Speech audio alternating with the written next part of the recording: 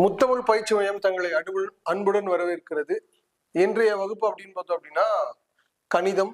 இந்த கணிதத்துல நம்ம என்ன பார்க்க போறோம் அப்படின்னா அடிப்படை கணிதம் தான். ஏற்கனவே நம்ம ஒரு வகுப்பு பார்த்திருப்போம். அடிப்படை கணிதத்துல எண்கள் அப்படின்னா என்ன அப்படின்னு பார்த்திருப்போம். அது சில ஒர்க்கு எல்லாம் உங்களுக்கு கொடுத்துருப்போம், அதை நீங்க செய்யுங்க, சரிங்களா? இன்னைக்கு அப்படின்னா வகுப்படும் தன்மை, டிவிஷன் மெத்தட் அப்படின்னு பார்க்க போறோம். இது ரொம்ப ரொம்ப யூஸ்ஃபுல்லா இருக்கும். ஸோ இது தெரிஞ்சுட்டோம் அப்படின்னா பின்னாடி நம்ம கணக்கு படிக்கிறது ரொம்ப எளிமையா மாறிடும். வாங்க, இப்போ ஒரு எண்ணை பார்த்ததுமே அது இரண்டால் வகுபடுமா அப்படின்னு நம்மளால சொல்ல முடியுமா அப்படின்னா ஈஸியா நம்மளால சொல்ல முடியும். ஸோ ஃபர்ஸ்ட் நம்ம பார்க்க போது இரண்டால் வகுபடும் தன்மை. ஸோ இரண்டால் வகுபடும் அப்படின்னா அது எப்படி இருக்கணும் அப்படின்னு பார்ப்போம். ஸோ எக்ஸாம்பிள் பார்த்துருவோம். எக்ஸாம்பிள் அப்படின்னாக்கல 2420 4782 9874 6486 9898. சரி, இது போல கொடுத்துருக்காங்க. இந்த எண்கள் எல்லாம் ரெண்டாவது வகுப்பிடமான பார்த்ததுமே சொல்ல முடியும் அப்படின்னா கண்டிப்பா நம்மளால சொல்ல முடியும். அது எப்படின்னு பார்க்க போறோம், சரிங்களா? இது கொடுக்கப்பட்ட எண்ணுடைய ஒன்றாம் இலக்கம். ஒன்றாம் இலக்கம் என்னன்னு பாருங்க. இங்க 0 இருக்கு, 2 இருக்கு, 4 இருக்கு, 6 இருக்கு, 8. சோ கொடுக்கப்பட்ட எண்ணின் ஒன்றாம் இலக்கம் 0, 2, 4, 6, 8 இப்படி எண்கள்ல முடிஞ்சிருந்துச்சு அப்படின்னா கண்டிப்பா அது ரெண்டாவது வகுப்படும். கண்டிப்பா என்னது ரெண்டாவது வகுப்படும். நீங்க மறுபடியும் வகுத்து பார்க்கணும்னு அவசியமே என்னது கிடையவே கிடையாது. சோ எப்படி முடிஞ்சிருக்கணும்? 0, 2, 4, 6, 8 அப்படின்னு என்ன பண்ணணும் முடிஞ்சிருக்கணும், சரிங்களா? சோ இது வந்து இரண்டாவது வகுப்படும் தன்மை, சரிங்களா? இப்போ உங்களுக்கு புரிஞ்சிருக்கும் அப்படின்னு நம்புறோம். ஒன்றாம் இலக்கம் எப்படி முடிஞ்சிருக்கணும்? 0, 2, 4, 6, 8 அப்படின்னு முடிஞ்சிருக்கணும், சரிங்களா? சோ இது எளிமைதான், ஒன்றும் பிரச்சனை இல்லை. சோ அடுத்து நம்ம மூன்றாவது வகுப்படும் தன்மை மற்றும் ஒன்பதாவது வகுப்படும் தன்மை அப்படின்னு பார்க்க போறோம். ஏன் இது சார் 3க்கு அடுத்து 4 தானே வரணும் அப்படின்னா இங்க இது ரெண்டும் ஒரே பேரா இருக்கும், அதனால ஒரே இடத்துல சொல்லிட்டு அப்படின்னா உங்களுக்கு ஈஸியா புரிஞ்சிடும். சோ வாங்க ஃபர்ஸ்ட் மூன்றாவது வகுப்படும் தன்மை எப்படி கண்டுபிடிக்கலாம் அப்படின்னு பாக்குறோம், சரிங்களா? சரி, சோ இந்த எண்ணை வந்து மூன்றாவது வகுப்படுமா அப்படின்னு நம்மளால கண்டுபிடிக்க முடியுமா அப்படின்னா கண்டிப்பா கண்டுபிடிக்க முடியும். அதுக்கான சின்ன ட்ரிக்கு இருக்கு. அந்த ட்ரிக்கு என்ன அப்படின்னு பார்ப்போம், சரிங்களா? இப்போ இந்த கொடுக்கப்பட்ட எண்கள் எல்லாம் இருக்கு இல்லையா, இந்த எண்களை தனித்தனி எண்களா நம்ம மாத்திக்கலாம். ஸோ அப்படின்னா 2 + 3 + 7 + 6. ஸோ கொடுக்கப்பட்ட எண்கள் எல்லாம் அப்படியே தனித்தனி எண்களா எடுத்து நம்ம கூட்டிக்க போறோம். அப்படி கூட்டணும் அப்படின்னா 10, 16, 18. ஸோ 18 கிடைக்குது, சரிங்களா? இப்ப 18 வந்து 3ஆல வகுப்படுமா அப்படின்னா கண்டிப்பா வகுப்படும். அப்படி வகுப்பட்டுருச்சு அப்படின்னா இந்த எண்ணும் 3ஆல் வகுப்படும், சரிங்களா? இப்ப இந்த எண்களை நாம கூட்டியிருக்கோம். கூட்டி வர்ற விடை வந்து இப்போ 3ஆல் வகுப்பட்டுருச்சு அப்படின்னா என்னது அந்த எண் என்னது 3ஆல் வகுப்படும். இப்போ இந்த 18 வந்து 9ஆல் வகுப்படுமா அப்படின்னா வகுப்படும். அப்ப இதுவும் 9ஆல் வகுப்படுமா அப்படின்னா வகுப்படும், சரியா? கொடுக்கப்பட்ட எண்களுடைய கூடுதல் 3ஆல் வகுப்பட்டா 3ஆல வகுப்படும், 9ஆல வகுப்பட்டா 9ஆல வகுப்படும். அவ்வளவுதான் கான்செப்ட். பாருங்க, மேலும் ஒரு உதாரணம் சொல்றேன். 4, 7, 9, 6, 5 எப்படி இருக்கணும் வச்சுப்போம், சரிங்களா? இது வகுப்படுது அப்படின்னு நம்ம செக் பண்ணிடுவோம். செக் பண்றது என்ன செய்யணும்? கூட்டணும். அப்போ அப்படின்னா 4 + 7 + 9 + 6 + 5, சரிங்களா? இதை கூட்டுவோம். 10, 19, 26, அடுத்து 31. 31 3ஆல் வகுப்படுமா? வகுப்படாது. அப்ப இந்த எண் எதால வகுப்படாது? 3ஆல வகுப்படாது. இப்ப 31 9ஆல வகுப்படுமா அப்படின்னா அதுவும் 9ஆல வகுப்படாது. சோ இந்த எண் என்னது 9ஆல வகுப்படாது. சோ அப்போ நம்ம கொடுக்கப்பட்ட எண்களை ஈஸியா நம்ம எல்லாம் பண்ணலாம், ஐடென்டிஃபை பண்ணலாம். இதுக்காக நீங்க வகுக்கணும்னு அவசியம் என்னது கிடையாது, சரிங்களா? சோ இது புரிஞ்சிருக்கும் அப்படின்னு நம்புறேன். நம்ம அடுத்து போகிறோம். சோ 4ஆல் வகுப்படும் தன்மை. 4ஆல் வகுப்படும் தன்மை அப்படின்னா இதுக்கும் சம் எக்ஸாம்பிள் பார்த்துருவோம். என்ன அப்படின்னு பார்ப்போம், சரிங்களா? சோ இந்த எண் 4ஆல வகுப்படுமா அப்படின்னு செக் பண்றதுக்கு என்ன செய்யணும் அப்படின்னா கொடுக்கப்பட்ட எண்ணுடைய ஒன்றாம் இலக்கம் 10ஆம் இலக்கம், கொடுக்கப்பட்ட என்னுடைய ஒன்றாம் இலக்கம் 10ஆம் இலக்கமும் 4ஆல வகுப்பட்டுச்சு அப்படின்னா சரிங்களா அந்த முழு எண்ணும் 4ஆல வகுப்படும். இப்ப பாருங்க 84 4ஆல வகுக்க முடியுமா? கண்டிப்பா முடியும். சோ அதனால இது என்னது 4ஆல வகுப்படும், சரிங்களா? அடுத்து வேற இன்னொரு எக்ஸாம்பிள் கூட பார்ப்போம், சரிங்களா? இப்போ 44 4ஆல வகுப்படுமா? கண்டிப்பா 4ஆல வகுப்படும். அது என்னது முழுமையா அந்த எண்ணு 4ஆல வகுப்படும். ஒருவேளை அது இல்லை சார் வேற ஏதோ இருக்கு, சரிங்களா? இப்படி கொடுத்துருக்காங்க நிறைய எண்ணு. இதையும் நீங்க கடைசி 2 இலக்கம் பட்டு பார்த்தா போதுமானது. 32 4ஆல் வகுப்படுவோம் அப்படின்னா வகுப்படுவோம். இப்போ இந்த முழு எண்ணு எதால வகுப்படும்? 4ஆல் வகுப்படும். சரிங்களா? சோ இப்போ உங்களுக்கு 2ஆல் வகுப்படும் தன்மை தெரியும், 3ஆல் வகுப்படும் தன்மை தெரியும், 9ஆல் வகுப்படும் தன்மை தெரியும், சோ 4ஆல் வகுப்படும் தன்மை தெரியும். சரிங்களா? சோ இது எல்லாமே உங்களுக்கு புரிஞ்சிருக்கும் அப்படின்னு நம்புறேன். சோ நம்ம அடுத்து போறோம். அடுத்து அப்படின்னு பார்த்தோம் அப்படின்னா, சரிங்களா,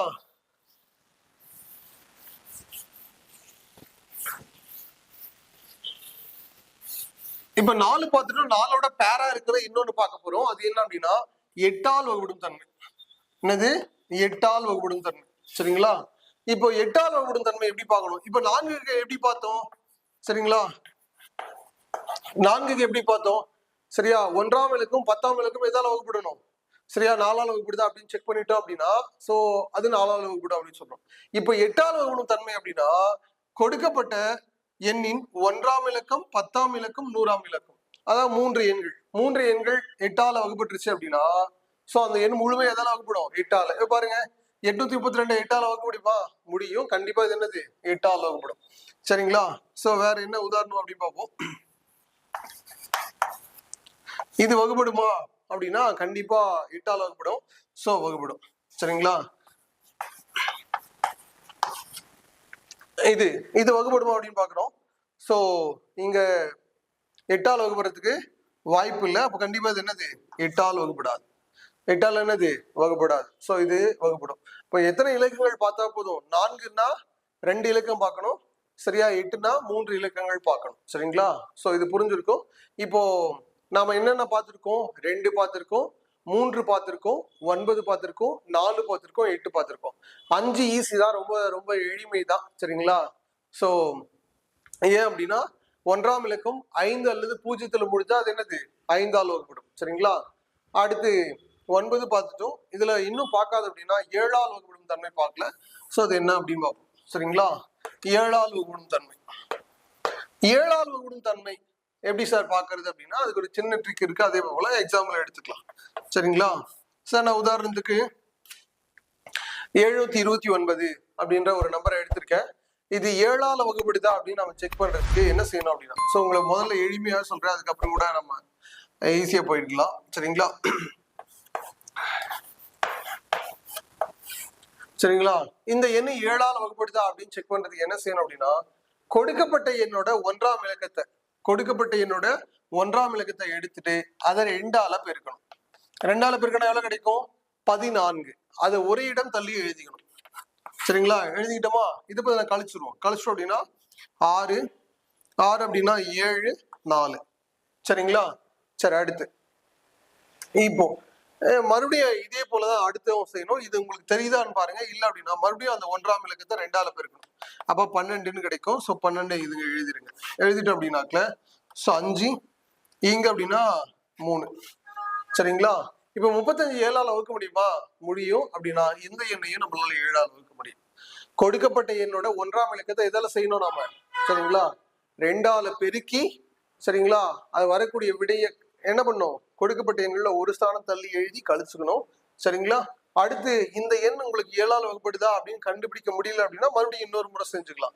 இது எது வரைக்கும் செய்யணும் சார் அப்படின்னாக்கல உங்களுக்கு எது வரைக்கும் தெரியுமோ அது வரைக்கும் செஞ்சுக்கலாம். சார் இது எனக்கு தெரியல, இங்க அடுத்து நம்ம இன்னொரு முறை செஞ்சுக்கலாமா? தாராளமா நீங்க செஞ்சுக்கலாம். சரிங்களா? சோ செஞ்சுக்கலாம். இப்போ இது நமக்கு இங்கே தெரியும் 35 7ஆல் வகுப்படுறதுனால 7ஆல் வகுப்படும் தன்மை. சரிங்களா? இப்போ நம்ம 2 பார்த்தோம், 3 9 4 8 5 ஏற்கனவே சொல்லிட்டோம். சரிங்களா? 7 பார்த்துட்டோம். சரிங்களா? இப்போ 6 வந்து பார்க்கல. ஏன் சார் பார்க்கல அப்படின்னு சொன்னா சரி அது 6ஆல் வகுப்படும் தன்மையும் என்னன்னு சொல்லிடுறேன். இப்போ 6ன்றது எப்படி எழுதலாம்? 2யும் 3 அப்படின்னு எழுதலாம். ஆமா இல்லையா? 2 எவ்வளோ? 6. அப்போ 2ஆல் வகுப்படும் தன்மையையும் 3ஆல் வகுப்படும் தன்மையும் நிறைவு செஞ்சிருச்சு அப்படின்னா கண்டிப்பா அந்த எண் என்ன செய்யும்? 6ஆல் வகுப்படும். 2ஆல் வகுப்படும் தன்மையையும் 3ஆல் வகுப்படும் தன்மையும் நிறைவு செஞ்சிருச்சு அப்படின்னா அந்த எண்ணு எதால வகுப்படும்? 6ஆல் வகுப்படும். சரிங்களா? சோ அதுதான், அதனாலதான் நம்ம விட்டோம். சோ அப்போ நமக்கு எல்லாமே இப்ப தெரியும். இப்போ எத்தனை 9 வரைக்கும் நமக்கு தெரியும். 10 ஈஸி தான். சோ என்னது? 0ன்னு முடிஞ்சாவே அது எது வகுப்படும்? 10ஆல் வகுப்படும். அப்ப இன்னும் ஒண்ணு நீங்க ரொம்ப முக்கியமா தெரிஞ்சுக்கணும். என்ன அப்படின்னா 11 வகுடும் தன்மை. ஸோ இது நம்ம எக்ஸாம் பாயிண்ட் ஆஃப் வியூல கண்டிப்பா தெரிய வேண்டிய ஒண்ணு. சரியா? 11 வகுடும் தன்மை, 11 வகுபடும் தன்மை. சரிங்களா? இப்ப 11 வகுபடும் தன்மையை நம்ம எப்படி புரிஞ்சுக்கலாம் அப்படின்னு அப்படின்னா, சரியா, இதுக்கும் ஒரு எக்ஸாம்பிள் பார்த்துருவோம். சரிங்களா? சரி,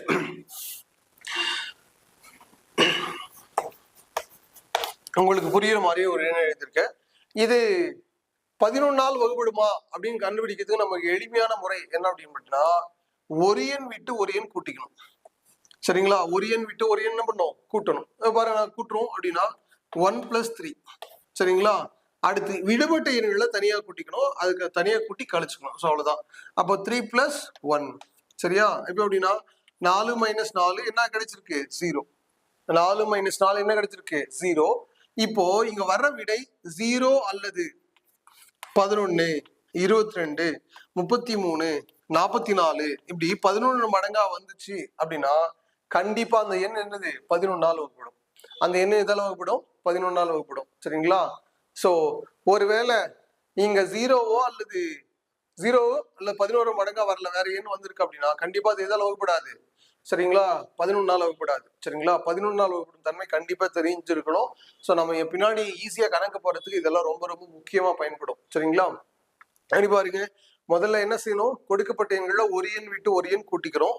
சரிங்களா? சோ அதை எழுதிக்கிட்டோம். விடுபட்ட எண்களை மறுபடியும் நம்ம என்ன பண்றோம்? எழுதி கழிச்சுக்கிறோம். வர்ற விடை எப்படி இருக்கணும்? 0 அல்லது 11 மடங்கா இருக்கணும். அப்படி இருந்துச்சு அப்படின்னா அந்த எண் எதால வகுப்படும்? 11 வகுப்படும். சரிங்களா? சோ இன்னொரு எக்ஸாம்பிள் கூட நம்ம உதாரணத்துக்கு பார்க்கலாம். சரிங்களா? உங்களுக்கு புரியல அப்படின்னா, சரிங்களா, இது நானா ஒரு நம்பர் எழுதியிருக்கேன், இதை நம்ம செக் பண்ணி பார்ப்போம். இது கூட்டுறோம். கூட்டா என்னது? 16. 16 ஒரு 2 கூட்டணும் அப்படின்னாக்கல 18. சரிங்களா? 18 ஒரு பக்கம் கிடைச்சிருக்கு. விடுபட்ட எண்களை கூட்டிப்போம். என்னது? 6. இப்ப நமக்கு என்ன கிடைக்குது? 12 ஆன்சர் கிடைக்குது. சோ 12 வந்திருக்கு அப்படின்னா இது 11 வகுப்படுமா அப்படின்னா வகுப்படாது. சரிங்களா? சோ இது உங்களுக்கு புரிஞ்சிருக்கும் அப்படின்னு நம்புறேன். ரொம்ப ரொம்ப முக்கியமா படிக்க வேண்டியது. அடுத்து 12 வகுப்படும் தன்மை கண்டுபிடிக்க முடியுமானா முடியும். சோ 12 நம்ம எப்படி எழுதலாம்? 12 எப்படி எழுதலாம்? 3 × 4. இப்போ 3 வகுப்படும் தன்மையும் 4 வகுப்படும் தன்மையும் நிறைவு செஞ்சிருச்சு அப்படின்னா அதுதான். சரியா? அடுத்து 13 அப்படின்னு அப்படின்னாக்கல இப்போ 7க்கு என்ன சொன்னமோ அதே கேட்டகரி தான். சரியா? சோ மறுபடியும் நம்ம 7க்கு எப்படி போட்டோமோ அதே, அது 13 வகுப்படக்கூடியதா இருக்கணும். 14 அப்படின்னு அப்படின்னா 14னா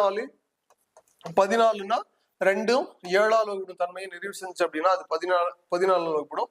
15 அப்படின்னு அப்படின்னாக்கல 3 5 நிறைவு செஞ்சிருச்சு அப்படின்னா அது என்னது? 15 வகுப்படும். நமக்கு அதிகபட்சம் 11 வரைக்கும் தெரிஞ்சாவே போதுமானது. உங்களுக்கு இருந்தாலும் நான் 15 வரைக்கும் சொல்லியிருக்கேன். இதே போல நம்ம எவ்வளவு பெரிய கணக்குனால ஈஸியா என்ன பண்ணலாம்? போட முடியும். ஸோ கண்டிப்பா உங்களுக்கு டிவிஷன் மெத்தட் தெரியணும். தெரிஞ்சிச்சு அப்படின்னா என்னது? பின்னாடி கணக்கு போறது ரொம்ப ரொம்ப எளிமை. ஏன்னா ஒரு கணக்கை பார்த்ததுமே இதாலதான் வகுப்படும் அப்படின்னு நம்ம சொல்ல தெரிஞ்சிச்சு அப்படின்னா ஈஸியா நம்மளால என்ன பண்ண முடியும்? ஆன்சர் பண்ண முடியும். சரிங்களா? சோ இந்த பகுதி உங்களுக்கு புரிஞ்சிருக்கும் அப்படின்னு நம்புறேன். வாங்க நம்ம அடுத்த பகுதி போலாம்.